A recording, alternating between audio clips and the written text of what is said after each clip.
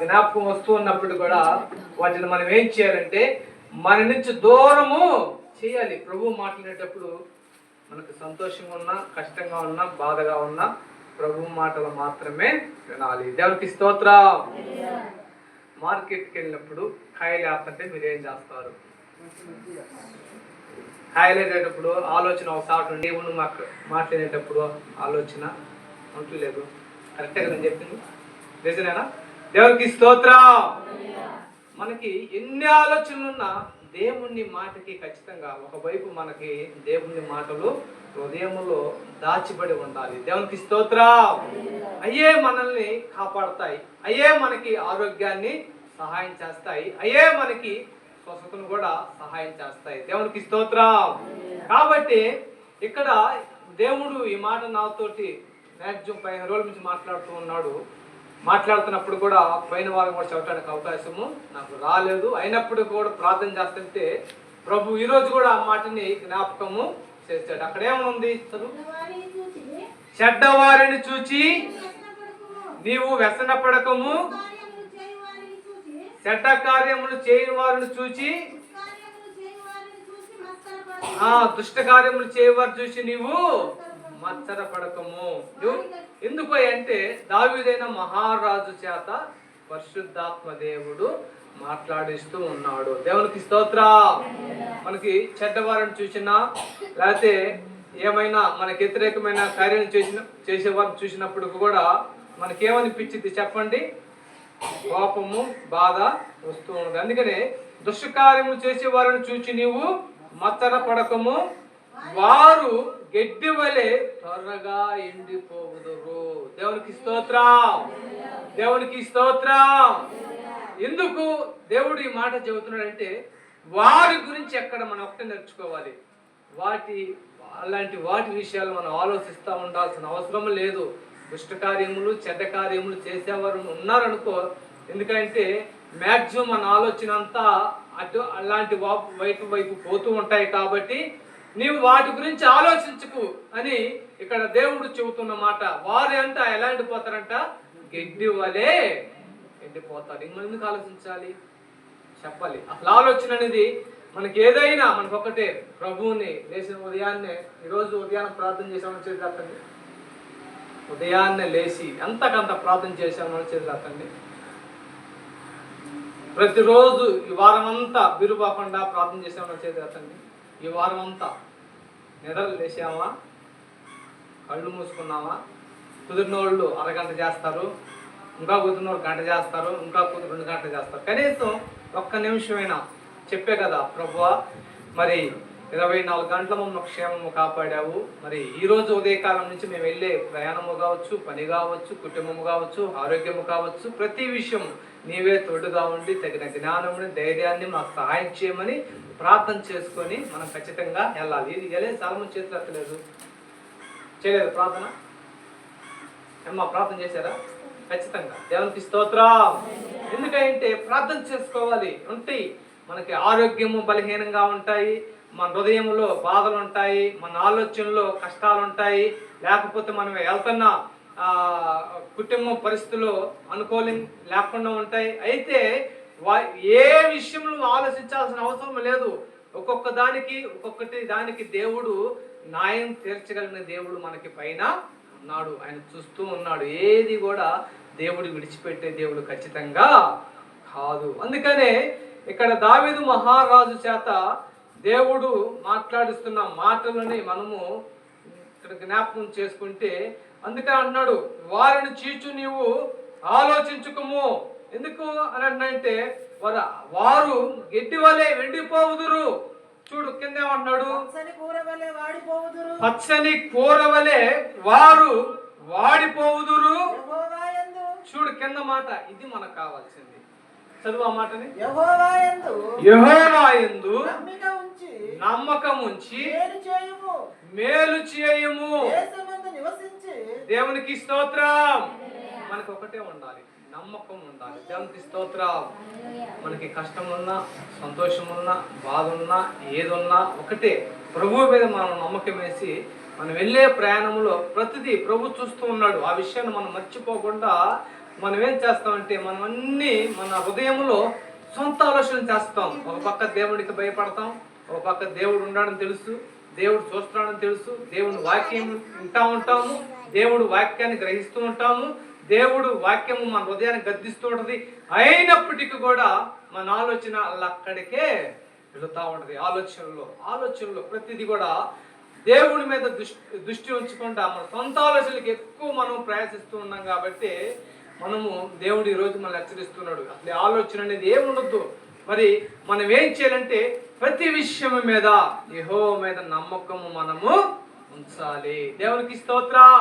ఏదినైనప్పటికీ కూడా దేవుడికి మనము అప్పు చెప్పుకున్నప్పుడు దేవుడు మనకి ఖచ్చితంగా సహాయము.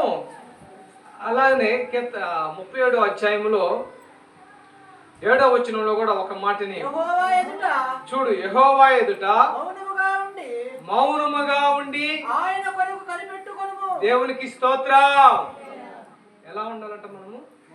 దేవుని బిడ్డలు, దేవుని వాక్యం ఉన్న వాళ్ళు, దేవుని తెలుసుకున్న వాళ్ళు ఏం చేస్తారంటే మౌనముగా ఉండి సమస్తము దేవునికి మనము అప్పచెప్పాలి. కనిపెట్టుకొనుము. దేవునికి స్తోత్రం. సంతోషం వచ్చినా దేవుడే ఇస్తాడు, కష్టం ఇచ్చినా దేవుడే ఇస్తాడు, ఏది ఇచ్చినా ఇస్తాడు. కానీ మనము సహనము కలిగి ఆయన కొరకు మనము కనిపెట్టుకోవాలి. అదే కదా అన్నమాట. చూడు 37:7 యెహోవా ఎదుట మౌనముగా ఉండి ఆయన కొరకు కనిపెట్టుకొనుము.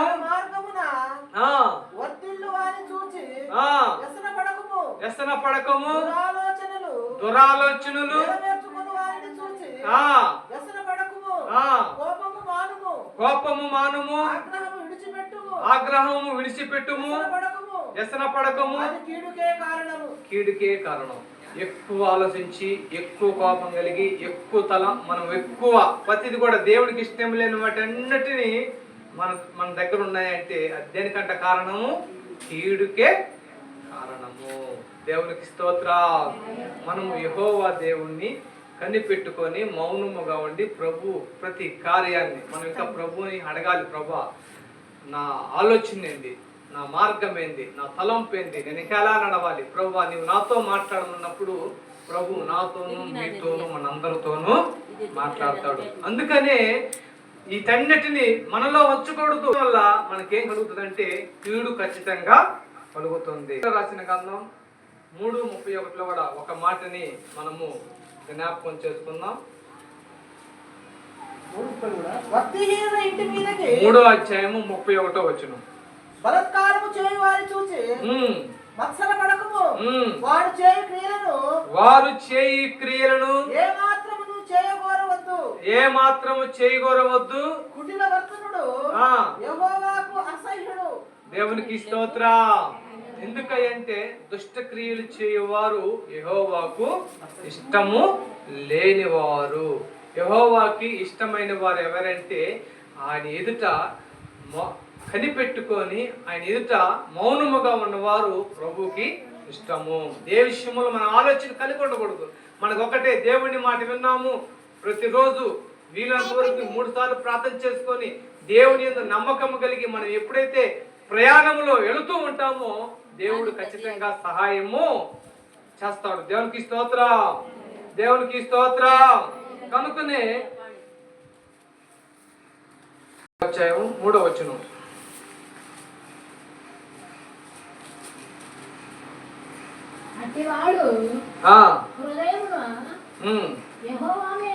యెహోవా మీద కోపించును,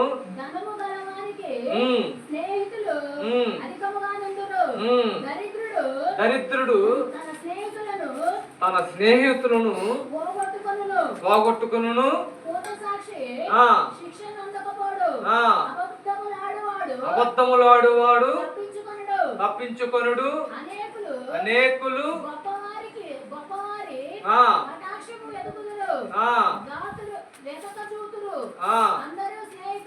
దేవునికి స్తోత్రం. ప్రతిదానికి శిక్ష ఉన్నది. దేవునికి స్తోత్రం. ఎందుకంటే మనము ఎన్ని గట్టిగా చెప్పుకుంటూ పోతే చాలా టైము ఉన్నాయి. కాబట్టి అబద్ధములాడటము, లేకపోతే దేవునికి ఇష్టం లేని వారుగా ఉండటము దేవునికి అవసరము లేదు. దేవునికి ఎలాంటి వారి కావాలంటే ఏ సమస్య ఉన్నా దేవుని వైపు చూసి కనిపెట్టుకొని, దేవుడు చెప్పాడు దావీదు కుమారుడు ద్వారా దేవుడు మాట్లాడుతున్నారు, వారు గెడ్డి వలె ఎండిపోవుదురు, వారు మరి కూర వలె వాడిపోవుదురని దేవుడు ఈరోజు వాక్యము సెలవిస్తున్నది. ఎందుకంటే వారి వారి తలంపులను బట్టి, వారి నమ్మకాన్ని బట్టి, వారి విశ్వాసాన్ని బట్టి, వారు చేసే క్రియలను బట్టి దేవుడు ఖచ్చితంగా తీర్పిస్తాడు. కాబట్టి అటు వాటిలో మనం ఉండకుండా దేవుని యందు నమ్మకం ఉంచి సమస్తము ఆయన ఎదుట మనం కనుక ఉంచితే దేవుడు ఈరోజు మనందరి జీవితాల్లో గొప్ప కార్యము చేస్తాడు. దేవునికి స్తోత్రం, దేవునికి స్తోత్రం. గలతీయులకు రాసిన పత్రికలో 5:21 ఒక మాటని మనము ఇక్కడ కూడా జ్ఞాపకం చేసుకున్నాం.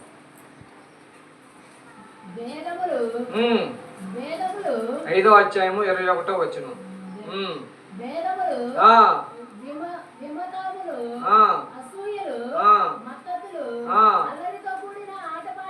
అల్లరితో కూడిన ఆటపాటలు వీటిని కూర్చి మునుపు చెప్పిన ప్రకారము ఇటు వాటిని చేయువారు దేవుని రాజ్యమును చూడరని మీతో నిశ్చయముగా చెప్పుచున్నాను. దేవునికి స్తోత్రం. ఏమి చేసినా దేవునికి ఖచ్చితంగా తెలుసు. వీటన్నిటికీ దేవునికి వ్యతిరేకమైన ఆలోచనలు. ఏ విషయంలో మనము మత్సరపడకుండా మౌనముగా ఉండి యెహోవా యందు మనము కనిపెట్టుకొని ఆయన ఎదుట మనం ఎప్పుడైతే ప్రార్థన చేస్తామో దేవుడు మనకి ఏది కావాలనేది సహాయము చేస్తాడు. దేవునికి స్తోత్రం, దేవునికి స్తోత్రం. ఇక్కడ 1వ సమూయేలు రాసిన గ్రంథములో కూడా ఒక మాటని మనము జ్ఞాపకం చేసుకుందాం. 1వ సమూయేలు 1:6.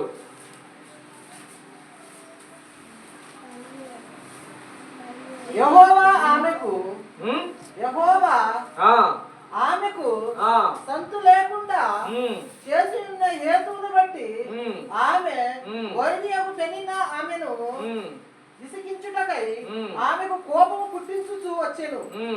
ఎల్కానా ఆమెకు ఏటేటా ఆ రీతిగా చేయుచుండగా హన్నా యెహోవా మందిరముకు పోవునప్పుడల్లా అది ఆమెకు కోపము పుట్టించెను. కనుక ఆమె భోజనము చేయక ఏడ్చుచూ వచ్చెను. ఆమె పెన్నిటి అయిన ఎల్కానా హన్నా, నీవెందుకు ఏడ్చుచున్నావు? నీవు భోజనము మానుట ఎలా? నీకు మనో విచారం ఎందుకు కలిగినది? 10 మంది కుమారుల కంటే నేను నీకు విశేషుడనై ఉన్నాను కదా కానా అని ఆమెతో చెప్పుతూ వచ్చెను. దేవునికి స్తోత్రం. చూడండి, ఆమె మందిరానికి వెళ్ళినప్పుడల్లా వేడుచుచూ వచ్చాను. కారణం ఏంటంటే తన జీవితంలో అక్కడ కార్యము జరగలేదని ఏడుచుచూ వచ్చాను. ఎందుకంటే ప్రభు సన్నిధిలో మనము మౌనముగా ఉండి కనిపెట్టుకొని ఆయన వైపు మనం ఎంత బాధపడి ఆయన వైపు చూసినప్పుడు కూడా దేవుడు మనందరి జీవితాల్లో గొప్ప కార్యము చేస్తాడు. దేవునికి స్తోత్రం. యాకోబు రాసిన పత్రికలో ఒక మాటని 4:5 కూడా ఒక మాటను మనము జ్ఞాపకం చేసుకుందాం. యాకోబు రాసిన పత్రికలో 4వ అధ్యాయము 5వ వచనంలో మనం ఒక మాటని జ్ఞాపకం చేసుకుందాం. ఆయన నివాసము చేసిన ఆత్మ మచ్చరపడినంతగా అపేక్షించున అను లేఖనము చెప్పున్నది వ్యర్థమని అనుకొనుచున్నారా? కాదు కానీ ఆయన ఎక్కువ కృపనిచ్చును. అందుచేత దేవుడు అహంకారులను ఎదిరించి దీనులకు కృప అనుగ్రహించెను. దేవునికి స్తోత్రం. ఇప్పుడు మనకి దీన మనసు కావాలన్నా అహంకారమైన మనసు కావాలా? చెప్పాలి. దీన మనసు కలిగి మనకి అంత కష్టం ఉన్నా, మరి మనకి ఎంత బాధ ఉన్నా, మనకి ఎంత ఇబ్బంది ఉన్నా మనం ఏం చేయాలంటే దీన మనసు కలిగి ఉండాలి. ఎందుకంటే దీన మనసు కలిగిన వారికి మరి కృప దేవుడు అంట ఇస్తాడంట. దేవునికి స్తోత్రం. అహంకారులకి ఎప్పుడు కూడా దేవుని కృప తోడుగా ఉండదని దేవుని యొక్క వాక్యము సెలవిస్తూ ఉన్నది. కనుకనే మనం ఎప్పుడు కూడా దీన మనసు కలిగి ఆయన కొరకు కనిపెట్టుకొని మనల్ని ఇబ్బంది పెడుతున్నారా వదిలేద్దాం. మనకి ఏదైనా కష్టం వచ్చిందా వదిలేద్దాం. దేవుని కొరకు మనం కనిపెట్టుకోవాలి. ఎందుకంటే ఇందాకన్నాం కదా, ఆమె మందిరముకు వచ్చినప్పుడల్లా వేడుచుచూ వచ్చాను, అయినను దేవుడు ఆమెని వదిలిపెట్టాడు. దేవునికి స్తోత్రం. దేవుడు ఎవరిని కూడా వదిలిపెట్టడని ఈరోజు దేవుని యొక్క వాక్యము సెలవిస్తూ ఉన్నది. కనుకనే ఈరోజు మనం ప్రశ్న వేసుకోవాలి, మనకి ఎలాంటి మనసు ఉంది? దీన మనసు అంటే ఎక్కువగా దేవుణ్ణి ప్రేమిస్తారు. దీన మనసు అంటే ఎంత కష్టం వచ్చినా దేవుడిని వదిలిపెట్టరు. దీన మనసు అంటే దేవుని యొక్క వాక్యాన్ని మనము జ్ఞాపకం చేసుకొని మన ఆత్మీయ జీవితంలో మనము ముందుకెళ్ళటానికి ప్రయత్నము చేస్తాం. ఆ మాటని మళ్ళీ చదువు. దీన మనసు కలిగిన వారికి దేవుడి కృప అనుగ్రహించబడుతుంది. అందుచేత అహంకారుల్ని ఎదిరించి దీనులకి కృప అనుగ్రహించును అని లేఖనములు చెప్పుచున్నవి. చూడండి ఏంటంట, కాబట్టి దేవునికి లోబడి ఉండుడి, అపవాదిని ఎదిరించుడి, అప్పుడు వాడు మీ యొద్ద నుండి పారిపోవును. దేవునికి స్తోత్రం. దేవునికి స్తోత్రం. ఎందుకు అంటే దేవునికి లోబడాలంటే ఖచ్చితంగా లోబడాలి. ఎందుకంటే కొన్ని సందర్భాల్లో మనం సొంత ఆలోచనలు చేస్తాం, సొంత ఆలోచనలు చేస్తామనే కీర్తన రాసిన గ్రంథంలో దేవుడు చెప్పుచున్న మాట, మీరు మత్సర పడుకుడి. దేవునికి స్తోత్రం. మీరు కలవర పడుకుడి. ఎందుకంటే వారు గడ్డి వలె వెండిపోవుదురు. వారికి వచ్చే తీర్పు అలాంటిది, వారికి వచ్చే న్యాయము అలాంటిది, వారికి వచ్చే మరి ఆశీర్వాదము అలాంటిదని దేవుడు చెబుతూ ఉన్నాడు. అందుకని మనము దీన మనసు కలిగి దేవునికి లోబడి మనము జీవించాలి. దేవునికి స్తోత్రం.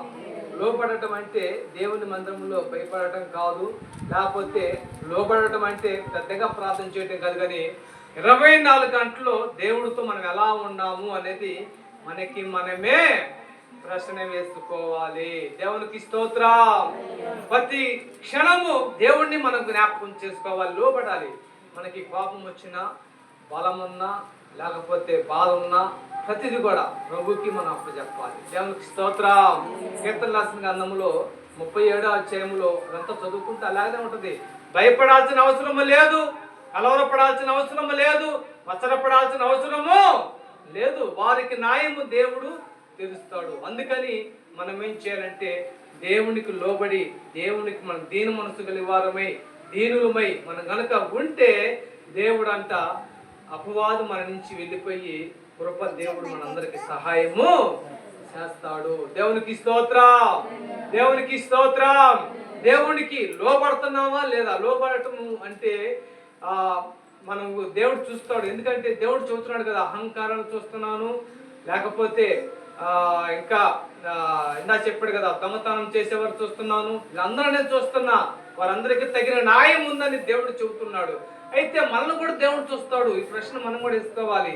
అయ్యో దేవుడు మనం బాగానే ఉన్నాం కదా, మనం చూచున్నట్లుగా ఉంటాడులే అనే ప్రశ్న మనం వేసుకోవద్దు. దేవుడు ఆయన నేత్రము ప్రతి మానవుడిని చూస్తూనే ఉంటది.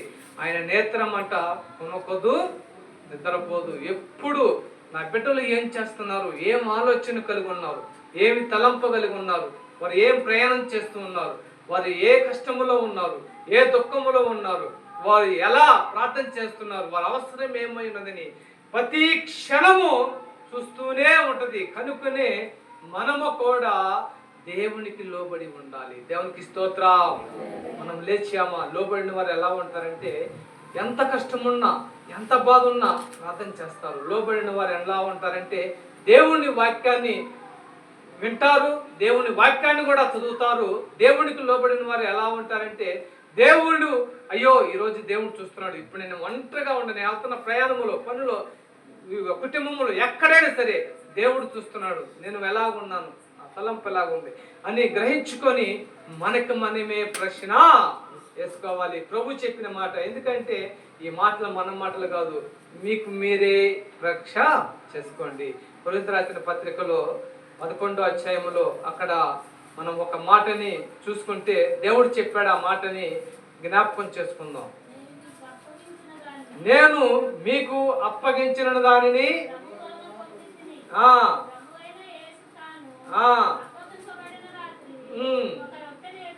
ఒక రొట్టెని ఎత్తుకొని దానిని విరిచి, ఇది మీ కొరకైనా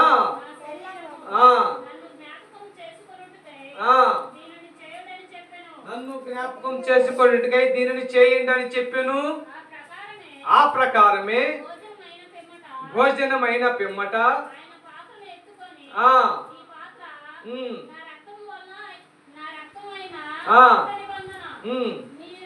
మీరు దీనిలో మీరు తాగునప్పుడల్లా నన్ను జ్ఞాపకము చేసుకున్నట్టుకై దీనిని చేయండి అని చెప్పాను. మీరు ఈ రొట్టెని తిని ప్రభు వచ్చు వరకు ఆయన మరణముని జ్ఞాపకం తెచ్చుకొనుదురు. కాబట్టి చూడండి, ఎవడు అయోగ్యముగాను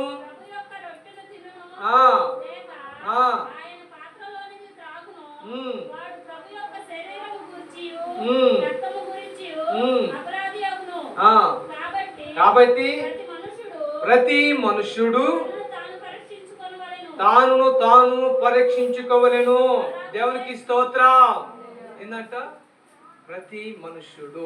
ఈ మాటని అసలు మనం మర్చిపోకూడదు. దేవునికి లోబడిన వాళ్ళైతే, నేను ఉన్నాను, నేను కూడా ప్రశ్న వేసుకుంటా, ప్రభువా ఈరోజు నేను ఎంత ప్రార్థన చేశాను, ప్రభువా ఈరోజు నేను ఎంత పందిలాడా మందిరానికి వెళ్ళాను, మరి ప్రభువా ఈరోజు ఎందుకు నేను మందిరానికి వెళ్ళలేకపోయాను, ఎందుకు నేను ప్రార్థన చేయలేకపోయాను, ఎందుకు నా ఆలోచన మారిపోతుంది, ఎందుకు నేను కొన్నింటిని నేను దూరం అయిపోతున్నాను ప్రభువా అని ప్రశ్న మనము వేసుకోవాలి. ఎవరైతే ఆ ప్రశ్న వేసుకుంటారో వారు మాత్రమే దేవునికి లోబడిన వారు. దేవునికి స్తోత్రం, దేవునికి స్తోత్రం. లోబడిన వారు మనం అనుకుంటాం, ప్రభువా నేను ఆదివారం వచ్చాను మందిరానికి, నేను లోబడి వచ్చాను అనుకుంటాం. ప్రతి దినము ప్రతి క్షణము ప్రభుకి లోబడిన వారమై మనకి మనమే మరి ప్రతి క్షణము జ్ఞాపకం చేసుకున్న ప్రభా నేను ఎలా ఉన్నా, నేనేం మర్చిపోవాలి అనే ఆలోచన మనము కలిగి ఉండాలి. అందుకనే ఇక్కడ కీర్తన రాసిన గ్రంథములో 30వ అధ్యాయములో 31వ అధ్యాయము 6వ అధ్యాయం. నేను యెహోవాను నమ్ముకున్నాను,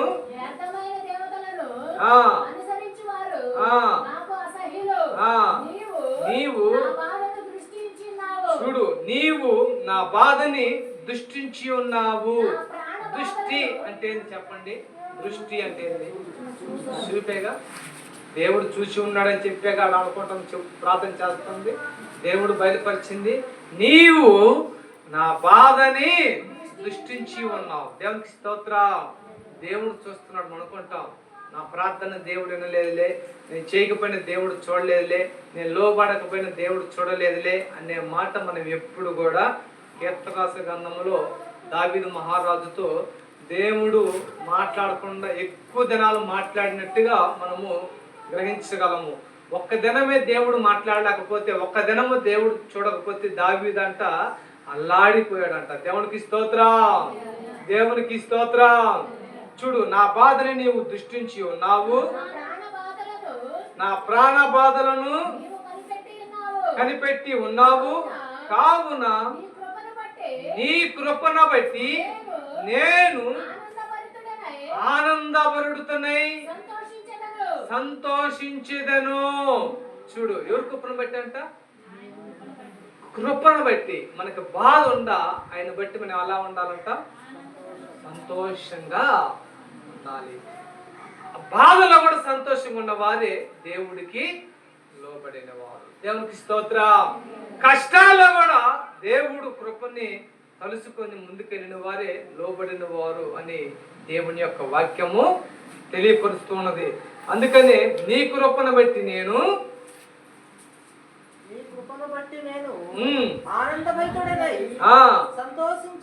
సంతోషించేదను. నీవు శత్రువుల చేత నన్ను చెరపెట్టలేదు. నా పాదమును నిలువబెట్టితివి. యెహోవా నేను ఇరుకున పడి ఉన్నాను. నేను ఇరుకుడు పడి ఉన్నాను. నన్ను కరుణింపుము. నా కను క్షీణించుతున్నది. నా ప్రాణము నా దేహము నా బ్రతుకు దుఃఖముతో వెళ్ళపుచ్చుతున్నాను. నిట్టూర్పు విడుచుటతో నా ఏండు గతించుచున్నవి. నా దోషములను బట్టి నా బలము తగ్గిపోవచ్చున్నది. దేవునికి స్తోత్రం. మన బలం ఆడ తగ్గుతుందంట. దోషములు అంటే మనం చేసే వాటిని మనం తగ్గించుకోవడం ఉంటుంది, హెచ్చించుకోవడం ఉంటుంది. చెప్పాడు కదా, దీనులను నేను కృపని ఇస్తాను. అహంకారాలు ఏం చేస్తారంట? అనగా నేను చేస్తాను. ఎందుకంటే ఇక్కడ ఈ మాట చూడండి, నా దోషమును బట్టి నా బలము తగ్గిపోతుంది. దేవునికి స్తోత్రం. ఎందుకంటే మనల్ని బట్టి మనకున్న కృప దగ్గరకు రావాలో దూరంగా వెళ్ళాలో నిర్ణయించబడుతుంది. కాబట్టి కొరింథీ రాసిన పత్రికలో లాగా మనకి మనము పరీక్షించుకునే వారముగా ఉండాలి. దేవునికి స్తోత్రం.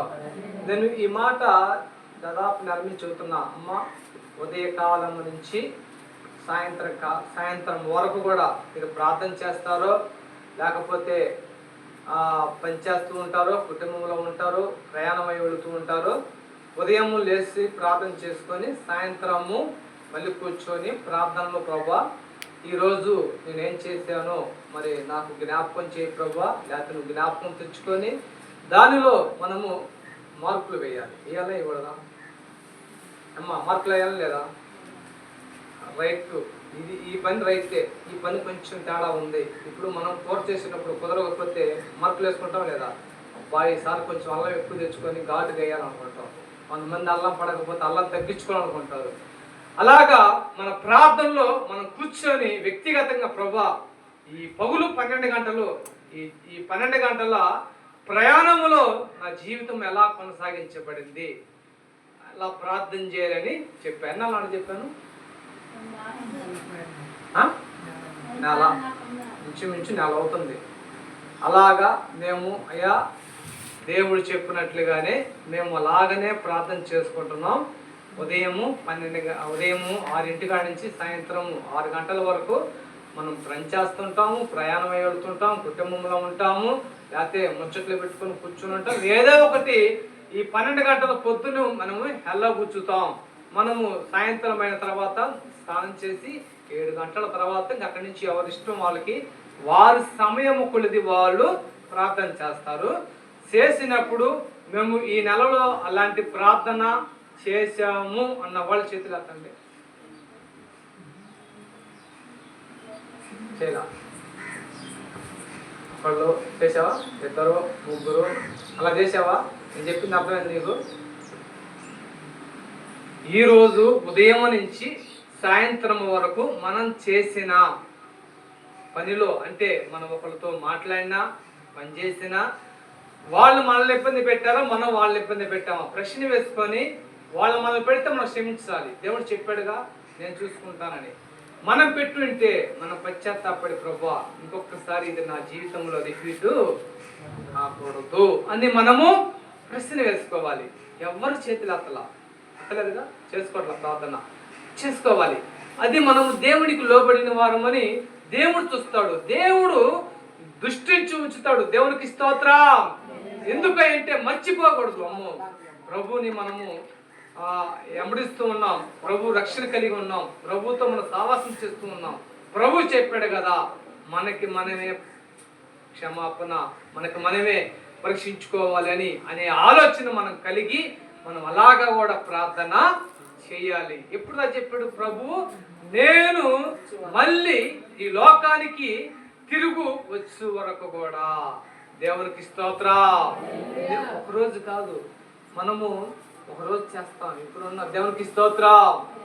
ఒకరోజు చేసి ప్రభా ఈరోజు చేసేటట్టు కుదరదు. ప్రతిరోజు మనం ప్రశ్న వేసుకోవాలి. పిల్లలకైతే ఎగ్జామ్ సంవత్సరానికి ఒకసారి ఏమంటారు, 2 సార్లు ఏమంటాయి.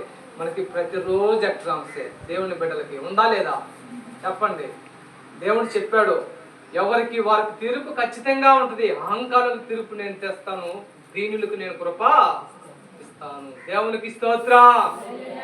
దేవుని బిడ్డలముగా మనము రక్షణలోనికి నడిపించబడుతున్నాం కాబట్టి ప్రతిరోజు మనకి పరీక్ష ఉంటుంది. ఈ పరీక్షని మనమే పాస్ చేసుకోవాలి. తప్ప రైటా? తప్పైతే పశ్చాత్తపడు, దానిని మళ్ళీ రిపీట్ కాకుండా పశ్చాత్తపడాలి. ప్రతిరోజు అలాగనే చేస్తూ పశ్చాత్తపడితే దేవుడు చూడడు. దేవునికి స్తోత్రం. ఒకటి వచ్చి మనం విన్నాం కదా, ప్రభా ఎన్నిసార్లు తప్పు చేస్తున్నా క్షమిస్తావా అయ్యా అంటే దేవుడు చెప్పాడు, క్షమించు చూస్తాను కొన్నిసార్లు అను, లేకపోతే ఒకసారి బైబిల్లో ఉందిలే 70 మార్లైనా క్షమిస్తానని. 100 మార్లు అయితే ఏమవుతారు, వాళ్ళు ఫెయిలు అయిపోతారు. దేవునికి స్తోత్రం. ఇప్పుడు తప్పుపోయిన పిల్లలు, ఎగ్జామ్ రాసి తప్పుతున్న పిల్లలు ఒక 4-5 సార్లు రాస్తారు. తర్వాత ఫెయిల్ కాకపోతే వాళ్ళు సర్టిఫికెట్లు ఇవ్వరు. అలాగనే మనము దానిని కొంచెంగా మనము మనకేమే ప్రశ్న వేసుకుని, ప్రభా ఈరోజు నా ఎగ్జామ్ ఎలాగుంది, నా ప్రార్థన ఎలాగుంది, ప్రభా నాకు నేనే ఆలోచిస్తున్నాను, తప్పేంది రైట్ అయిందని మనము గ్రహించుకొని ముందుకెళ్ళే ఆలోచన ఖచ్చితంగా కలిగి ఉండాలి. దేవునికి స్తోత్రం. అందుకని ప్రభు దృష్టి ఉంచుతాడు కాబట్టి మనం ఎప్పుడు కూడా మనము ఎడవకుండా ఆయనకి లోబడి మనము కనిపెట్టుకొని ఉండాలి. దేవునికి స్తోత్రం. దేవునికి స్తోత్రం.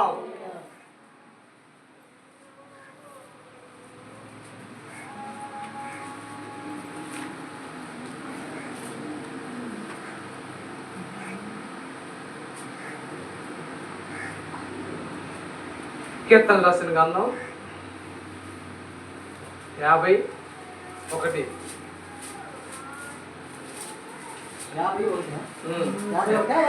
అధ్యాయము 1వ వచనం. దేవాది దేవుడైన యెహోవా ఆజ్ఞ ఇచ్చుచున్నాడు. తూర్పు దిక్కు మొదలుకొని పడమటి దిక్కు వరకు 50 అధ్యాయం 1వ వచనం. పడమటి దిక్కు వరకు భూనివాసులను రమ్మని ఆయన పిలుచుచున్నాడు. భూనివాసులందరినీ ఆయన రమ్మని పిలుచుచున్నాడు. పరిపూర్ణమైన సౌందర్యము గల సియోనులో నుండి దేవుడు ప్రకాశించుచున్నాడని మన దేవుడు ఆయన మౌనముగా ఉండడు. ఆయన ముందర అగ్ని మండుచున్నది. ఆయన చుట్టూ ప్రచండ వాయువు విసురుచున్నది. ఆయన తన ప్రజలకు న్యాయము తీర్చుటకై బాల్యార్పణ చేత నాతో నిబంధన చేసుకొనిన నా భక్తులను నా యొద్దకు సమకూర్చుడని ఆకాశముని భూమిని పిలుచుచున్నాడు. ఎవరిని పిలుస్తున్నాడు? తన భక్తులను ఆ యొద్దకి పిలుచుచున్నాడు. దేవునికి స్తోత్రం. అంటే దేవుడు ఏమన్నాడు? న్యాయముని నేను ఖచ్చితంగా తీరుస్తా. దేవునికి స్తోత్రం. ఎందుకు మనకి ప్రభు కొరింథీయుల పత్రికలో 11వ అధ్యాయంలో ఆ మాటని చెప్పాడు అంటే, ఆ మాట నాకు ఒక్కసారి గుర్తుకొచ్చింది. అమ్మో మనం ప్రశ్న వేసుకోవాలి అనే మాటని మనము కూర్చొని ఒక్కసారి మనము ఆలోచించుకుంటే ఖచ్చితంగా భయపడాల్సిందే. దేవునికి స్తోత్రం. అంటే మనమే రైట్ అనుకోకూడదు. దానిని పరిశుద్ధాత్మ దేవుని చిత్తానుసారంగా బైబిల్ ప్రకారంగా దేవుని ఎదుట భయపడే వారంగా మనం ప్రతిదీ ఆలోచించాలి. తప్పైతే ఖచ్చితంగా ప్రభు దగ్గర మనము ఒప్పుకోవాల్సిందే. దేవునికి స్తోత్రం, దేవునికి స్తోత్రం. ఇప్పుడు పొరపాటు చేసిన వారు ఒప్పుకుంటే ఒక న్యాయంగా ఉంటుంది, ఒప్పుకోకపోతే శిక్ష కఠినంగా ఉంటుంది. అందుకనే ప్రభు చెప్పుతున్న మాట, ప్రతి రోజు మీకు మీరే పరీక్షించుకొనుడి. దేవునికి స్తోత్రం. జనులు అందరికీ చెబుతున్నాడు ప్రభు. ఎందుకంటే ఆకాశము భూమి సమస్తము ఆయన స్వాధీనములో ఉన్నాయి. నా భక్తులు నా యుద్ధకి మీరు తీసుకొని రండి. దేవునికి స్తోత్రం. న్యాయమును నేను తీరుస్తానని ఇక్కడ దేవుని యొక్క మాట చెబుతూ ఉన్నాడు. కనుకనే మనము ఏ విషయమును మనం అన్నీ గట్టిగా పట్టుకుంటాం, కానీ దేవుని మాటను మాత్రం గట్టిగా పట్టుకోం. ఎందుకు అంటే అది మన ఆలోచన అలా వెళ్ళిపోతుంటుంది. ఆలోచన అలా ఆ సిచ్యువేషన్ మనం ఉండిపోతాం. కానీ ప్రభు చెబుతున్నాడు, వాటన్నిటిని వదిలేసి నేను చూసుకుంటా. నీవు నా ఎదుట అన్ని పెట్టుకొని నా గురి వైపు నువ్వు నడువుము.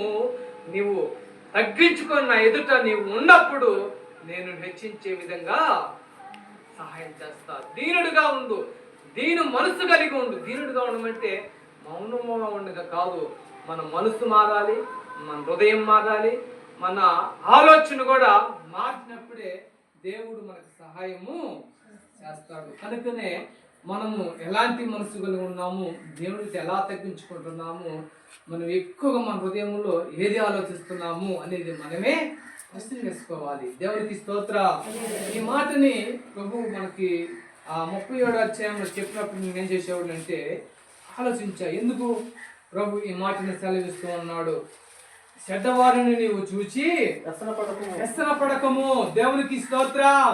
మనం ఏం చేస్తామంటే అదొక సబ్జెక్ట్ మనలోకి వచ్చినప్పుడు ఏం చేస్తామంటే, ఎవరున్నా చెడ్డవారు ఎవరంటే మనం బాధ పెడితే వాళ్ళు చెడ్డవాళ్ళుగా మన దృష్టిలోనే మార్చబడతారు. అదేగమ్మా, మన బాధ పెట్టిన వారు మన దృష్టిలో వాళ్ళు చెడ్డవారే.